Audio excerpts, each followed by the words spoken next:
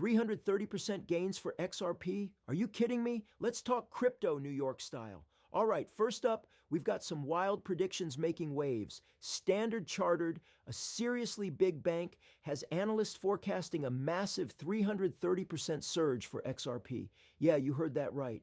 330%. They're saying this could happen once a few pieces fall into place. Probably a clear win for Ripple in that ongoing SEC lawsuit or some serious mainstream adoption. Now, before you go selling your grandma's silverware to buy in, remember, this is just an analyst's prediction. And like always in crypto, things can go sideways. This is not financial advice. Next, let's talk about the big brain behind Ethereum, Vitalik Buterin. He's been out there dropping some serious wisdom, pushing hard for a decentralized future to stop society from, well, crashing and burning. What's decentralized, you ask? Think of it like this. Instead of one big boss controlling everything, power is spread out among a whole bunch of people or computers. No single point of failure. No one person can mess it all up. Vitalik believes this is key to building a more robust and fair system, preventing those big, scary societal collapses we all worry about. Makes sense, right?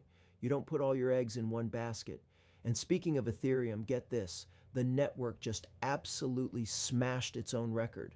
On December 30th, Ethereum's Layer 1, that's the main blockchain itself, where all the direct action happens, handled over 22 million transactions in a single day. 22 million. That's a new all-time high for daily transactions. What does that mean? It means the network is buzzing, it's busy, and people are using it like crazy. It shows serious demand and activity on one of the biggest crypto networks out there. This isn't just a number, it's a testament to how much action is happening on Ethereum, proving its resilience and growing importance in the digital world.